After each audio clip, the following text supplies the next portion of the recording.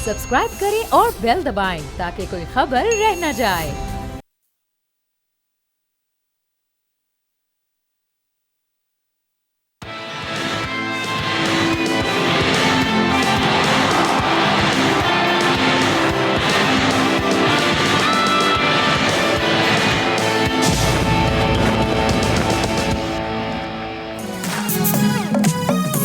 अस्सलाम वालेकुम, खुशामदीद। आप देख रहे हैं खेल का जुनून PSL स्पेशल, क्योंकि यह है जंग, जज्बा और जीत। मैं हूं फैसल करीम, मेरे साथ हैं सादिया सैमसन। मैच जब शुरू हो रहा था तो उससे पहले एक बार फिर वो स्केयर शुरू हो गई थी कि आज का मैच तो गया, लेकिन हुआ ये कि चलें बारिश से थोड़ा मुतासिर हुआ, लेकिन मैच पूरा हो गया। बहुत ही अच्छी बात। बट मैं यही पूरे मैच में शायद मुझे अफसोस, मैं एक्सपेक्ट नहीं कर रही थी। कल का मैच भी 13 ओवर का मैच था, अच्छा टारगेट कल लाहौर कलंदर से सेट कर दिया था। ऑल ऑफ अ सडन आज पता नहीं फैसल पिच को क्या हुआ, that every commentator was talking about the pitch कि जी पिच अच्छा नहीं था। अब आई एम स्टिल वंडरिंग कि बारिश के फौरन बाद जो मैचेस हुए उसमें पिच बहुत ही, जैसे कहते हैं, पटाखा थी, सारे बैटर्स के लिए बड़ी सूटेबल थी। What all of a sudden happened today, that was a small total, why were all the commentators complaining about today's? No, but एक टीम के लिए पिच ऐसी थी कि उनसे खेला नहीं जा रहा था, और अगले के लिए तो अगलों ने 14 रोका नहीं जा रहा था। मैच खत्म भाई, यूं फटाफट। Well, with that, before going to our experts, सबसे पहले चलते हैं क्वेश्चन ऑफ द डे की जानिब। जनाब, question of the day on your screen is PSL के रवा सीजन में अब तक सबसे ज्यादा विकेटें किस खिलाड़ी ने ली हैं? ऑप्शन ए है शाहीन शाह अफरीदी, बी है अबरार अहमद, सी है हसन अली और डी है अहमद आनियाल। दीजिए सही जवाब, हासिल कीजिए बोल नेटवर्क की जानिब से गिफ्ट हैम्पर। ऑल राइट, तो जनाब अब जरा आज का मैच जो है उसकी समरी भी फटाफट दिखा देते हैं। हाँ। आज का बड़ा जबरदस्त है and I am happy. Well, at one and एक बार फिर एक ओपनर ने परफॉर्म कर दिया, ठीक है, but on the other hand I am happy के यंगस्टर्स जो है वो अच्छा परफॉर्म कर रहे हैं। Let's go to the match summary first. Oh yes, match summary का जिक्र कर लेते हैं। आज रावलपिंडी ने पहले बैट करके उन्होंने 156 रन बनाए और आज हमें रिजवान थोड़े स्ट्रगल करते हुए नजर आए। On the other hand side भी हमने थोड़ा बीच में रावलपिंडी को स्ट्रगल करते हुए देयर मिडिल ऑर्डर देखा, बट आज जो दो बैटर्स बहुत अच्छा किया जिन्होंने रावलपिंडी की टीम से, वो एक तो थे कामरान गुलाम जिन्होंने 50 रन बनाए, and not to forget Forrester 44 run not out, that was very much needed, but obviously that couldn't lead them to a win today. और दूसरी साइड से इस्लामाबाद यूनाइटेड की अगर बात करते हैं तो जनाब समीर मिनाज ने क्या शानदार बैट किया, 36 गेंदों में 70 रन। और उसके बाद ऑब्वियसली हैदर ने अच्छा खेला, लेकिन जिस तरह से चैपमैन ने खेला 7 गेंदों पर 24 रन ऐड किए, बिकॉज आई रिमेंबर जब फाइक आउट हुए थे तो उस वक्त 51 गेंदों पर उनको 45 रन लग रहे थे। ऐसा लग रहा था कि यार कहीं मैच उस तरफ वापस ना पलटा खा ले, but that didn't really happen. With the bowling side आज ग्लीसन ने बहुत अच्छा आउट किया रिजवान का, that will be discussing today in the show. 2 विकेटें उन्होंने हासिल की, रिजवान को बड़ा अच्छा ट्रैप किया, 2 फहीम ने विकेटें हासिल की, 2 इरशाद ने। On the other hand side Aamir और रिशद और जलात एक विकेट लेने में कामयाब हुए from the other team. That's about the match summary today that happened, and I really hope that I had seen a very good batting from the opening order of when I talk about Rawalpindi, but that really didn't happen today. Absolutely. Before again going to our experts, हम बात कर रहे थे कि किस तरीके से Gleeson ने ट्रैप किया। हमने कल भी देखा मैच में कि सादिया, जब इनिशियली जब आप मैच को ग्रैब नहीं कर रहे तो वो फिर आपसे फिर पूरा मैच नहीं ग्रैब हो रहा। आज भी यही हुआ। Initially it was a disaster for Pindiz, क्योंकि एक तो यासिर बहुत जल्दी आउट हो गए और फिर Rizwan struggled a lot today, और इतना ज़्यादा स्ट्रगल किया, वही उनकी टेक्निक का इशू कि he was falling over an in swing ball, और फिर लेने के देने रिजवान को पड़ गया, बस क्लीन बोल्ड सा दिया। तो शुड वी शो कि किस तरह से आज एक्चुअली रिजवान आउट हुए हैं ऑन द स्क्रीन? हम दिखा देते हैं कि किस तरह ग्लीसन ने उनको ट्रैप किया, और फिर फाइनली हम अपने पैनल की तरफ जाते हैं। These were the balls. जनाब ये तो बोल्ड हो गए, लेकिन उससे पहले कि अगर हमें 2 बॉलें भी देखने मिल जाती, वेल विल प्रॉब्ली आप रिप्ले में उसे एंजॉय कर सकते हैं। फौरन चलते हैं तनवीर भाई की तरफ। अस्सलाम वालेकुम तनवीर भाई। अस्सलाम वालेकुम अब्दुल गफार भाई। आज रिजवान को बहुत अच्छा ग्लीसन ने ट्रैप किया। ऑब्वियसली 2 बॉलें उसने बाहर पड़ी, फिर एक बॉल उसके अंदर पड़ी। What happened really? आपने ज़्यादा अच्छा असेस किया होगा, किस तरह से रिजवान को समझ में नहीं आया कि what Gleeson was planning for him? देखिए, रिजवान को हमेशा प्रॉब्लम ज़रूर होती है जब भी वो हमने देखा ज़्यादातर जब वो ओपन करते हैं या नए बॉल के सामने आते हैं, वो स्पेशली T20 क्रिकेट में जब भी खेलते थे वो, उनको नया बॉल प्रॉब्लम होती है, या इवन जब भी किसी भी फॉर्मेट में वो जब बैटिंग कर रहे होते हैं उनको बॉल अंदर आता है, उस पर प्रॉब्लम होती है। लेकिन उनको ये उम्मीद नहीं थी कि ग्लेसन जो है उनको इन स्विंगर कर देंगे, क्योंकि उससे पहले उन्होंने 1-2 बॉल्स जो हैं वो आउट स्विंग की थी। तो वो शायद यही समझ रहे थे कि वो भी बॉल आउट स्विंग होगा, वो बिल्कुल अंदर आया। अब जो अंदर आया बॉल वो भी ऑलमोस्ट यॉर्कर था। जब नए बॉल के साथ एकदम से बॉल यॉर्कर अंदर आता है तो आपके पैर इतनी आसानी से नहीं चलते, और नए बॉल से बैट्समैन सोच भी नहीं सकता कि यार ये मुझे ऑलमोस्ट यॉर्कर कर देगा। तो वो उसके साथ हुआ, जिसकी वजह से जो है वो आउट हुआ। चले रिजवान आउट हो जाता है, मतलब यानी इतने बड़े बड़े स्टार्स कमेंट्री में बैठे हुए हैं और वो बातें कर रहे हैं कि जी विकेट ऐसी है, विकेट फलाना है, विकेट सही नहीं है, मुश्किल हो रही है। कितने कितने बैट्समैन हैं वो स्लिपें लग गई, कॉर्ड बैंड हो गए, बोल्ड हो गए, मसले मसाइल हुए, या इतना इतना बॉल ब्रेक हो रहा है। सलमान इरशाद ने 52 रन दे दिए जी, ठीक है। अगर ये विकेट ऐसी हो, या शादाब मुझे बता दें कितने, कोई 4-5 उसने आउट कर दिए, कोई उसने आउट नहीं किया, ठीक है। तो मतलब ऐसी क्या विकेट थी? उसी विकेट पे कामरान गुलाम ने 50 किए, उसी विकेट पे फॉरेस्टर ने 44 कर दिए। तो मतलब क्या था विकेट के अंदर? इसका मतलब ये था कि आप लोग प्रेशर में हैं, आप लोग मैचेस हार रहे हैं, आप लोग ये सोच रहे हैं कि जीतना है किसी तरीके से। एक देखिए, जब कोई टीम हारती है ना तो उसकी कोशिश होती है कि मैच जीत जाए किसी तरीके से, ठीक है। वो ये सारी सिचुएशन हो रही है। तो अगर वो नीचे से भी रन नहीं होते तो फिर आपकी टीम, अब आप देख लें 16 ओवर में तकरीबन 115 रन थे, आखिरी 3-4 ओवर में 40 कुछ रन बने, ठीक है ना। तो वो भी फॉरेस्टर ने आके नीचे से किया। वो ये साउथ अफ्रीकन है। अगर आप इसकी स्टैट्स उठा के देखें इस लड़के के, इसकी परफॉर्मेंस को इतनी एक्स्ट्राऑर्डिनरी परफॉर्मेंस नहीं है, या बहुत ही कोई T20 में एक्स्ट्राऑर्डिनरी बॉलिंग की हुई है या बहुत ही रन्स किए हुए, ऐसी नहीं है। लेकिन ये ऐसा प्लेयर है कि इसने कर दिए रन तो आपकी टीम को फ़ायदा हो जाएगा। लाइक जिस तरह डिस्कस भी हो रहा था कि एक आध लीग ऐसी है उसमें जाके वो खेला है, उसने बड़ी अच्छी वहाँ परफॉर्मेंसेस दी हैं। तो इन लोगों की वजह से 150 रन हुए। जब दूसरा मैच स्टार्ट हुआ तो क्या हुआ? उसके बाद विकेट बदल गई, सीमेंट हो गई, एग्जैक्टली, ठीक है। मतलब वो वजह नहीं है, वजह सिर्फ ये है पिंडी की बैटिंग नहीं चल रही, वो स्ट्रगल कर रहे हैं, पिंडी की बॉलिंग स्ट्रगल कर रही है, जिसकी वजह से दूसरा फायदे उठा रहे हैं, और दैट्स इट, और कोई वजह नहीं है। हम जब ये बात कर रहे थे इससे पहले भी, तो एक चीज़ हमेशा से आती थी एक्सपर्ट्स जाने से कि भाई यार रिजवान और बाबर क्योंकि उनको उनकी नंबरों पे बैटिंग नहीं करवाते ना, तो इसलिए मसला होता है। हम इससे पहले कि गफ़ार भाई की जानिब जाएं, ज़रा स्टैट्स मुझे दिखाएं रिजवान के, और ये रिजवान के स्टैट्स जो हैं ये उनके लास्ट 6 ODIs, जिसके बीच में लास्ट 6 T20s, उसके बीच में ODIs भी आए, वो हमने एक तो मिना कर दिए। और उसके साथ साथ ये PSL में अब तक आज 2 रन 8 गेंदे, आज तो अनएक्सेप्टेबल मामला हो गया ना। उससे पिछले मैच में 32-13 पे, उससे पेशावर ज़ल्मी 41-32 पे एक ग्राफ है जो को नीचे आता जा रहा है। और उससे पहले आपको याद होगा कि जब वो ऑस्ट्रेलिया में गए थे तो एडिलेड स्ट्राइकर्स के खिलाफ 17 उन्होंने किए थे, एंड देन पर्थ स्कॉर्चर्स के खिलाफ उन्होंने 3 किए थे, सिडनी थंडर्स के खिलाफ उन्होंने 26 किए थे। ये वो वाला मैच था गफार साहब, सिडनी थंडर्स वाला, जिसमें रिजवान रिटायर उनको करवाया था, आपको याद है? ठीक है। नाउ माय क्वेश्चन इज कि अब तो पोजीशन है ना अपनी, ठीक है, एडिलेड स्ट्राइकर्स के खिलाफ या पर्थ स्कॉर्चर्स के खिलाफ रेनेगेट्स की तरफ से खेलते हुए उनको उनकी पोजीशन नहीं दी गई, चौथे पे मेरे ख्याल से खेल रहे थे। तो एक आर्गुमेंट समझ में आता है कि यार देखो ना, उसको चौथे पे खिला रहे हैं, वो क्या बैटिंग करेगा। अब जब आपको यहाँ मिल रही है, और आप अगर आपने वो 41 भी किए, उसके ऊपर भी किए, कोई विनिंग कॉज में नहीं गया है। So what is the problem with Rizwan, अगर आप हमें समझ। थोड़ा सा कॉन्फिडेंस का इशू है, क्योंकि पाकिस्तान की टीम से भी बाहर हुए हैं, कुछ रीसेंट रन्स नहीं हैं। और आपको फैसल 2 बातें मेरी याद होंगी, जब इस्लामाबाद मैच हारी भी थी तो मैंने आपको कहा था ये वो टीम नहीं है जो ज़्यादा से नीचे रहेगी, jump to number 2 right now. उनका ये पैंतरा है, वो हर दफ़ा ऐसे ही करते हैं।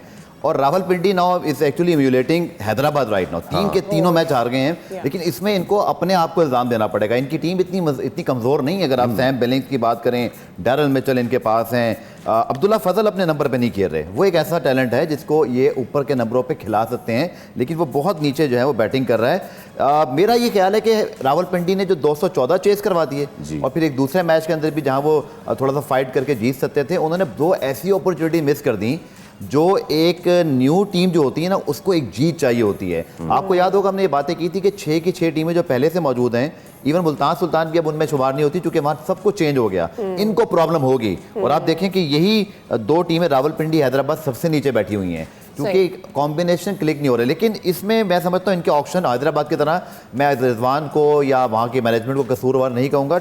आई थिंक टीम बहुत अच्छी बनी हुई है इनकी, ऑन पेपर बहुत अच्छे हैं, बॉलर्स भी ठीक हैं, बैटिंग भी। लेकिन समहाउ कॉम्बिनेशन क्लिक नहीं कर रहा। और रिजवान की जो आपने बात की ना, यासिर खान ने ज़रूर पेशावर ज़ल्मी के खिलाफ रन बनाए थे, और मैं तनवीर बारहा इस चीज़ को डिस्कस कर रहे थे कि ये एक ऐसे प्लेयर हैं जिनको आप पकड़ सकते हैं, स्पिनर से पकड़ सकते हैं। वही हुआ, एक बड़ी इनिंग ज़रूर खेली, और रिजवान को उन्होंने थोड़ा छुपा भी दिया था पहले मैच में, क्योंकि वो बहुत एक्स्ट्राऑर्डिनरी खेल रहे थे। बट जहाँ इनकी टॉप 3 में आप देखें ना, कामरान गुलाम का जो नंबर 3 है, मुझे ऐसे लगता है कि आगे चल के इस पर मज़ीद बात करेंगे कि आपके पास अब्दुल्ला फजल, डैरल मिचेल, सैम बिलिंग्स, इन तीनों में से किसी एक को आपको प्रमोट करना चाहिए, because I can't see these 3 to provide extraordinary starts in the coming matches as well. तो इनको ट्विक करने की जरूरत है अपने आप को। लेकिन अब कामरान ने लास्ट मैच में I think he was fine with his performance. So you मैं ये कह रहा हूँ टॉप 3 में कोई एक तब्दीली करें, क्योंकि आपका जो मेन पावर हाउस है ना, वो बहुत नीचे आ रहा है। अब्दुल्ला फजल एक बहुत अच्छा टैलेंट है, फॉरेस्टर को आपने देख लिया आज कि वो क्या कर सकता है। तो why you wasting so much time, so much hours, क्योंकि डैरल मिचेल, सैम बिलिंग, आपके फॉरेस्टर, ये सब आपके बहुत नीचे नंबर्स पे आ रहे हैं। टॉप 3 में से इनमें से किसी एक को ना चाहिए, जो इस्लामाबाद की प्लानिंग रहती है। लुक एट हाउ इस्लामाबाद यानी कॉन्वे को खिलाते हैं। आज तो चलो उन्होंने 5 को मौका दिया, बट वो उसके, मुझे ऐसा लगता है कि इनके एक फॉरेन प्लेयर को, क्योंकि 3 मैचों में 3 शिकस्तें हो गई हैं, याद रखिए कि 8 में से 4 टीमों ने बाहर होना है, तो ये बहुत टफ कंपटीशन है। और alert call for same like Hyderabad for Rawalpindi. अब इनको बहुत जल्दी सीखने की जरूरत है। अच्छा तनवीर भाई, जब प्रॉब्लम यह है कि हमने रिजवान की बात कर ली ना, चले वो ये एक चीज़, रिजवान एज अ बैट्समैन हमने देख लिया, असेस कर लिया, और Rizwan as a batsman we believe के आगे चल के जो उनका ग्राफ नीचे आया वो शायद ऊपर भी चला जाए। रिजवान एज कैप्टन, ठीक है, उसको आपने अब तक कैसे असेस किया है? रिजवान की कैप्टनसी, पहला मैच जो इतना हाई स्कोरिंग किया, रिलैक्स फिटिंग बैठ गए कि चलो यार we are going to do it, आप 214 करके हार गए, उसके बाद हार गए, फिर हार गए। सो क्या कैप्टनसी में कोई इश्यूज आ रहे हैं? यहाँ बॉलिंग में कोई मसला आ रहा है क्या? आपने चेस करवा रहे हैं? कैप्टनसी का इशू हमेशा आएगा। किसी भी टीम की परफॉर्मेंस ऐसी रहेगी और आपका कप्तान क्या करेगा? वो मैच ले लें जिस मैच में अगर एक कैप्टन पिछले कोई 4 मैचेस में अच्छी कप्तानी कर रहा है, अगले मैच में वो कप्तानी अच्छी नहीं करेगा, उसकी टीम आ रही है तो उसकी कप्तानी नहीं पता चलेगी हमें। ठीक है, हमेशा कप्तानी उस वक्त पता चलती है जब एक तो वो बड़ा रिलैक्स होता है जब आप जीत रहे होते हैं, उसके बाद कहीं डू एंड डाई वाली थोड़ी सिचुएशन चल रही होती है। ठीक है, डू एंड डाई वाली किस तरह, या आपके बॉलर्स कहीं परफॉर्म कर रहे होते हैं, ठीक है, क्रूशल टाइम पे परफॉर्म कर रहे होते हैं। अब कितने मैचेस हमने देखे जब हम कहते हैं कि बॉलर्स ने अगर आउट किया तो कप्तान एकदम से स्लिप ले लेता है कॉन्फिडेंस देने के लिए, ठीक है ना, उससे एक चीज़ पता चल रही होती है कि मैच में अभी इन है और वो चाह रहा कि यार अभी कहीं ना कहीं हमें जो है विकेट्स मिल जाए। लेकिन रिजवान के साथ प्रॉब्लम ये हो रहा है, उसकी बैटिंग भी कुछ नहीं कर रही, ठीक है, खुद एक आध मैच में उसने रन्स किए, उसके बाद उसकी बॉलिंग भी कुछ नहीं कर रही। अब वो एज अ कैप्टन वो चाहता है नसीम शाह से वो मुझे परफॉर्म करके दे, वो आमिर से चाहता है परफॉर्म करके दे। आमिर जिस तरीके से बॉलिंग कर रहा है, मैं नहीं चाहता ये अगले मैचेस में खेले। मेरे हिसाब से सीधा सीधा सर आज नहीं खेलना चाहिए उसको। वो सिर्फ पैदल चलता हुआ आ रहा है, माजरत के साथ ऐसे लग रहा है पैदल चलता हुआ आ रहा है, और गेंद फेंक रहा है। हम भी फास्ट बॉलर रह चुके हैं, हमें भी आइडिया है, वो खुल के भाग ही नहीं रहा। ठीक है, वो बिल्कुल छोटे छोटे स्टेप से आ रहा है, भाग रहा है और ला के सिर्फ एक जगह पे बॉल कर रहा है, वेरिएशन के साथ वो यूज करने की कोशिश कर रहा है कि मैं बच जाऊं। आप ये देखो कि फास्टेस्ट बॉल जहां तक मैंने उसकी देखी आज 132 की उसने, ठीक है, उसके बाद 126, 127 इस तरह करता रहा है। तो इसका मतलब ये कि आपका फिटनेस लेवल नहीं है। तो अगर आप इतने सीनियर हैं और आपके ऊपर मतलब आपके ऊपर टीम चल रही है, भाई आपकी बॉलिंग लाइन आपके ऊपर देख रही है, ठीक है, आपका कप्तान देख रहा है, टीम के अंदर सीनियर कौन होता है? जो सबसे सीनियर होता है, बड़ा एक्सपीरियंस होता है।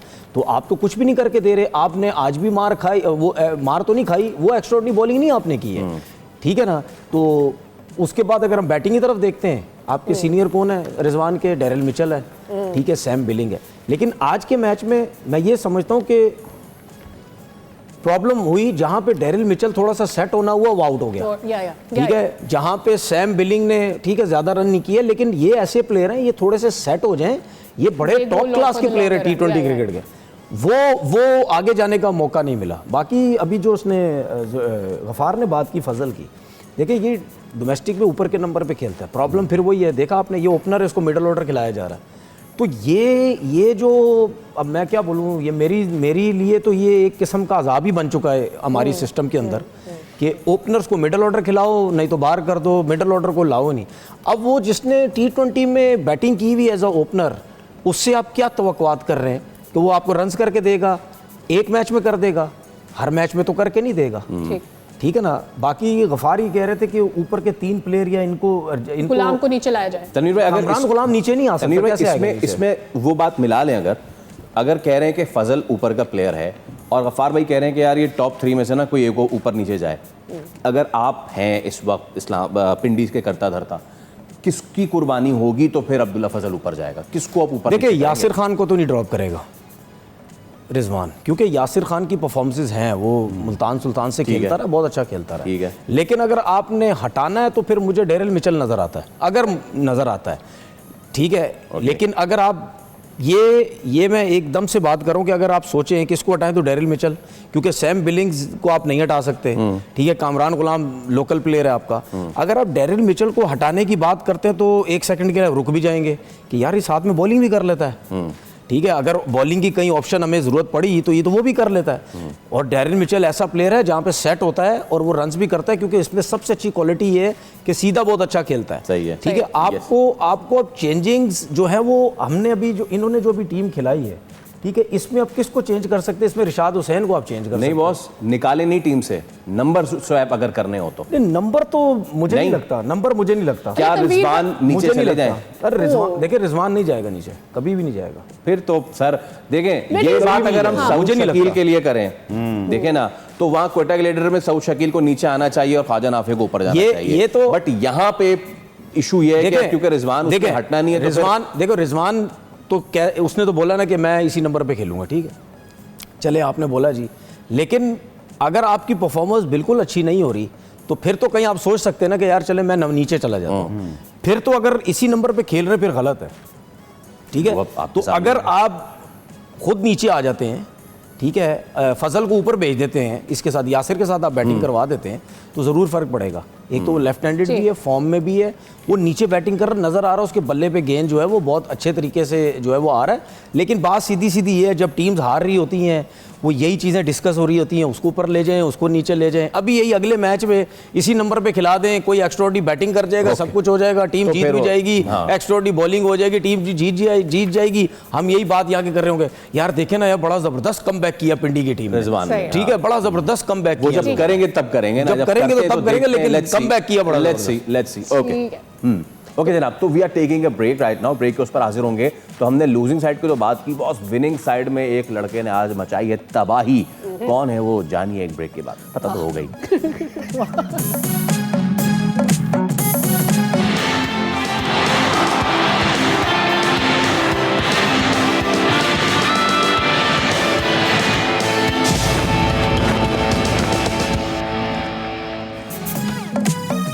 Welcome back again. आप देख रहे हैं खेल का जुनून, PSL 11 एडिशन स्पेशल। ब्रेक पर जाने से पहले हमने ये तो बात कर ली कि किस तरह से रावलपिंडी का बैटिंग ऑर्डर में क्या कोई चेंज किए जा सकते हैं, किसी को ड्रॉप किया जा सकता है। But there was one question tossed by Tanveer भाई कि क्या आमिर अच्छे से बॉल नहीं कर रहा तो उसको बिठा दिया जाए। दैट इज द क्वेश्चन जो कि मैं अब्दुल गफ्फार भाई की तरफ लेके जाना चाहती हूँ। I have this thing in my mind कि क्या ऑप्शंस हैं भाई, अगर आमिर को बिठाते हैं तो पीछे कौन कौन रह गया है भी है, कोई नहीं है।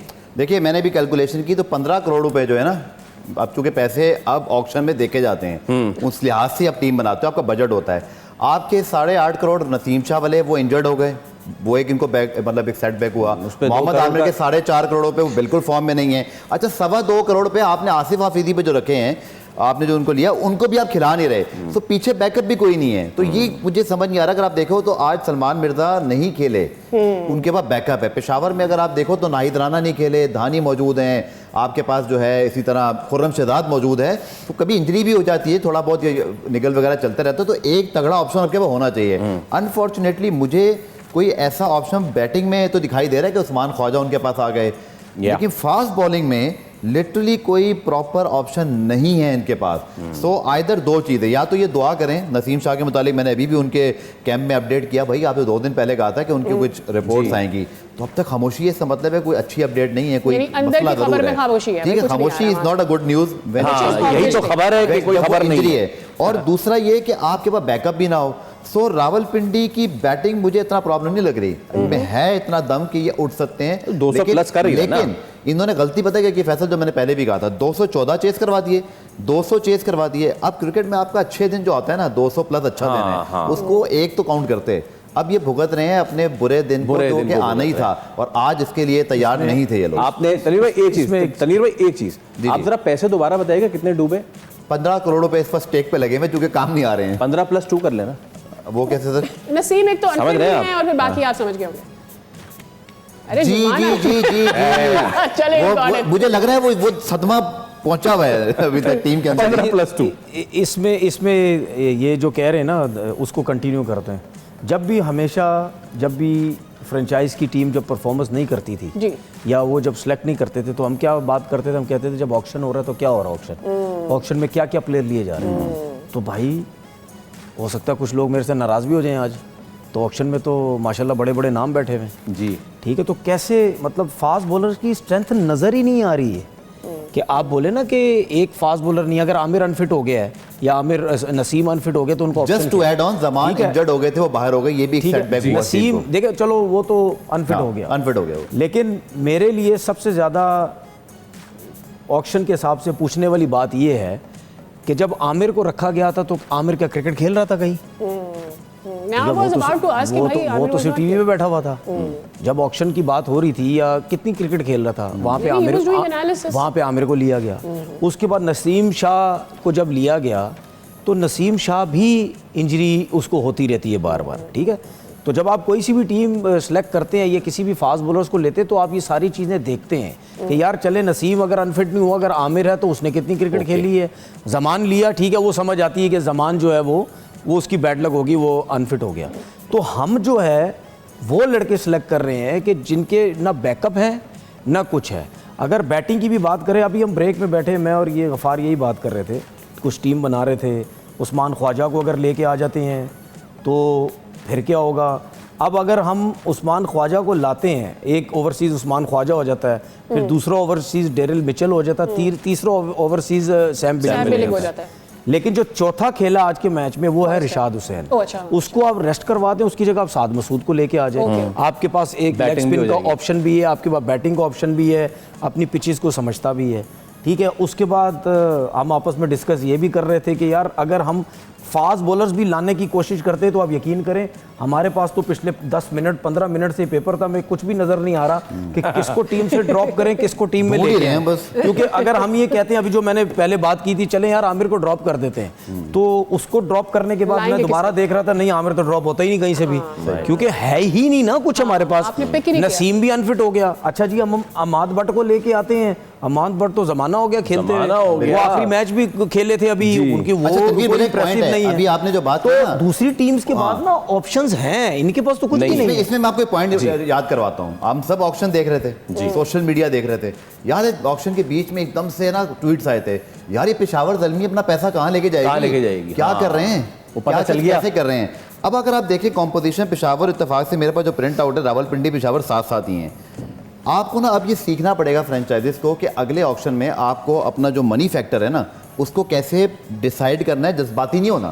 अब देखिए 8 करोड़ आमिर, 8 करोड़ डेरन मिचेल, इस तरह के प्लेयर एक आधी पिक होता है। रॉकेट पेशावर ज़ल्मी 7 करोड़ में बाबर आजम है। उसके बाद मुझे पूरे नीचे जाके ना कोई ठीक है माइकल ब्रेसवेल 4 करोड़ ओवरसीज़ के बनते हैं, बट उन्होंने बहुत नपी तुली अपनी सिलेक्शन की। और अगर आप देखें तो बैकअप में कौन कौन है जी उनके पास अभी जेम्स विंस ने आना है जी, उनके पास जो है इफ्तिखार अहमद खेले नहीं है, नाहिद राना खेले नहीं है, मिर्ज़ा ताहिर बेग वो लाहौर वाले, वो भी उन्होंने अपने बैटिंग में एक बैकअप रखा है कि कभी अगर मैं ज़रूरत पड़ी। लुक एट शाहनवाज दहानी, तो उन्होंने बाद में जो किया ना उसमें इफ्तिखार, इसमें सीखने वाली चीज़ फैसल ये है कि जब आप ऊपर की पिक्स कर रहे होते हो ना तो बहुत पैसा लगा रहे होते हो, लेकिन आप अपना पैसा स्पेंड करते जाते हो। जब प्लेयर पिक नहीं होता, हम सबको रूल याद है ऑक्शन का कि जब प्लेयर नहीं पिक होता तो वो अपनी सेकंड प्राइस पर आ जाता है। वहां पर फ्रेंचाइज को हिकमत अमली बनानी चाहिए कि मुझे कुछ पैसे वहां खर्च करने के लिए स्मार्ट उसमें जज्बातीपन में शुरू में लगा दिए, बाद में बचा कुछ नहीं जो अब आप फेस कर रहे हो। उसमें एक और रीजन भी है, जब आप नई फ्रेंचाइज लेते हैं ना तो नए लोग जमा हो जाते हैं ना एक ही जगह पे, वो डिफरेंट दिमाग के लोग होते हैं, ठीक है। अब ये इस टीम को फ़ायदा उस वक्त होगा जब ये अगले PSL में आएंगे, ठीक है। उस टाइम इनको फ़ायदा होगा कि यार हमने पहले हम सब यही लोग बैठे हुए थे, सही। हमने क्या क्या गलतियां की, क्योंकि जितने भी टेस्ट क्रिकेटर्स वहाँ बैठे हुए थे या ऑनर भी बैठे हुए, ठीक है ना, तो वो समझ नहीं आ रही। कोई कह रहा है चल तुझे ज़्यादा पता है, तू ले ले, तू डोमेस्टिक जानता है, तू ले ले, तू फलाना है, ये पहली दफ़ा में ये सब कुछ होता सही है। है। ये क्या लाहौर कलंदर के साथ नहीं हुआ, कोयटा के साथ भी हो चुका है, हर टीम के साथ हो चुका है। तो सही। ये आगे चल के होगा, लेकिन इतनी बुरी चॉइसेस जो मतलब बैकअप ही नहीं है। ये और अभी ये तो बहुत इवेंट का बुरी- शुरू हुआ मतलब कि है हमें हैदराबाद को बुला दिया रावलपिंडी की 11 ने और आज। अभी तो इवेंट का शुरू हुआ है। आगे जाके जब मैच टाइट होंगे और आपके पास लेस ऑप्शंस वाली टीम होगी, but you don't have backup, then आपको मुश्किलात का सामना करना पड़ेगा। Well we are taking a little bit break, see after this. वादा जो किया था वो आप करेंगे। निभाएंगे।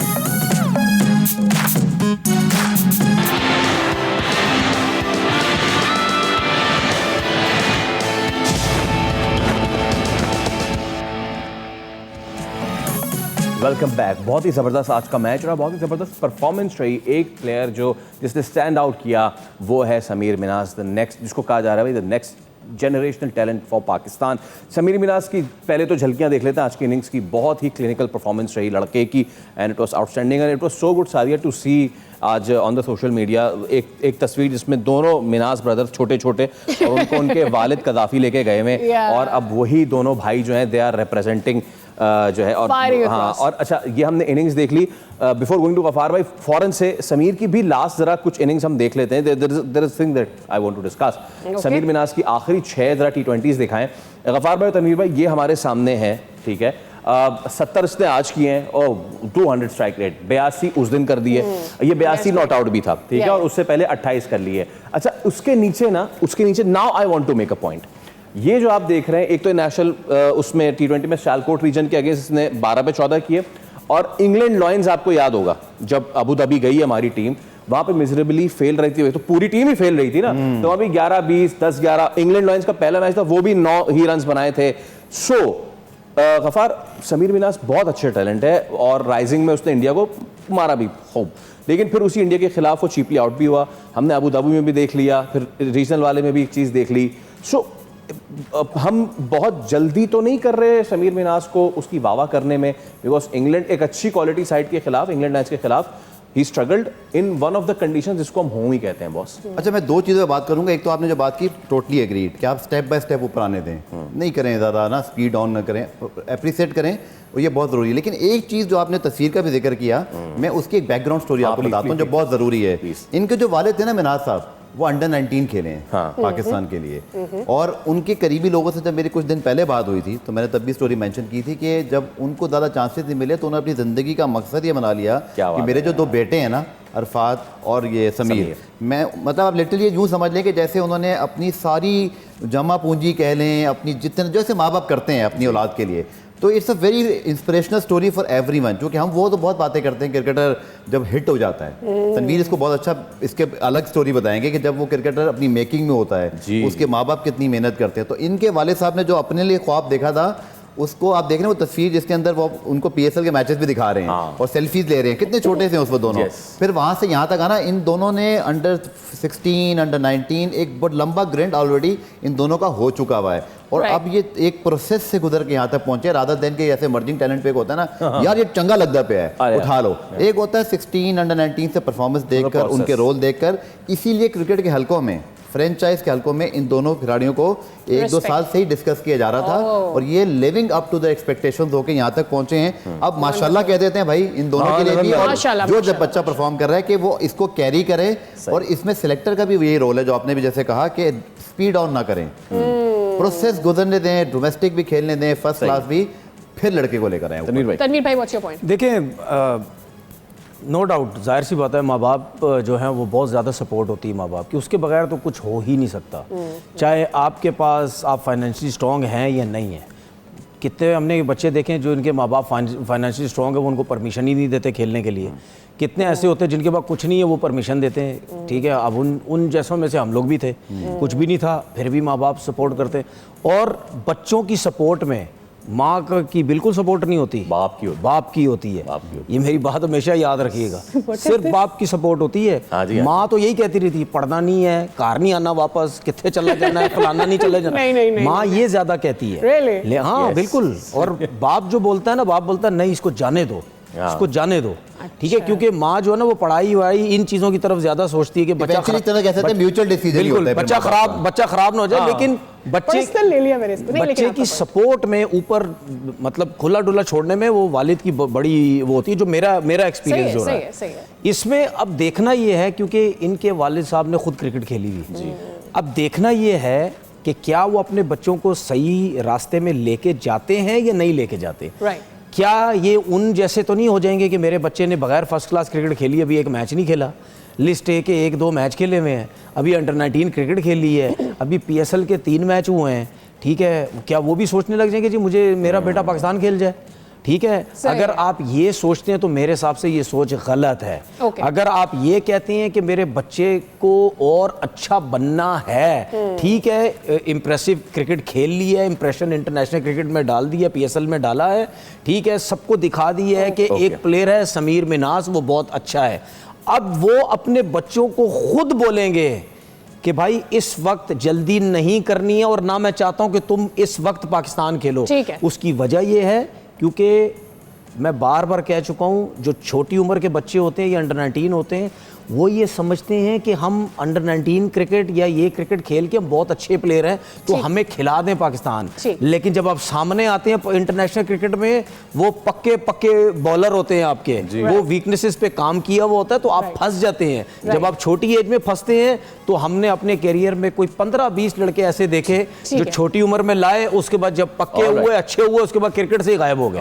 चलें जनाब, इसके साथ ही कल के मैच की जरा बात कर लेते हैं। क्वेटा वर्सेस मुल्तान सुल्तान का कल मैच है, हेड टू हेड हमारी टीम चला दे क्योंकि हमारे पास ज्यादा टाइम होगा नहीं। मीनवाइल गफार भाई का और तनवीर भाई का हम ओपिनियन भी ले लेते हैं कि कल के मैच में उनकी क्या टीम होने जा रही है। तो गफार भाई पहले आप। अच्छा, ये इस्लामाबाद की तरह कोयटा को तो नहीं कह सकता कि कमबैक कर लेते हैं, थोड़ा सा फंसते हैं। मैं मुल्तान सुल्तान के साथ जाऊंगा। मुल्तान सुल्तान भाई मेरा तो असिस्टेंट शहरियार, उसने तो मुल्तान ले ली। ठीक है जी, नहीं इसकी रिस्पांसिबिलिटी लेकिन आप क्यों लेनी होगी भाई?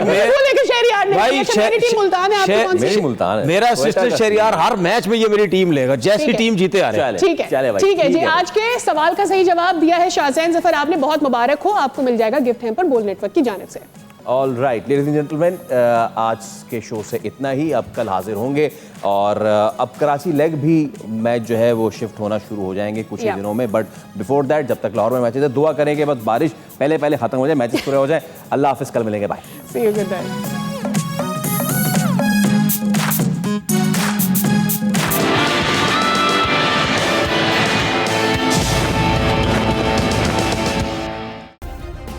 सब्सक्राइब करें और बेल दबाएं ताकि कोई खबर रह न जाए।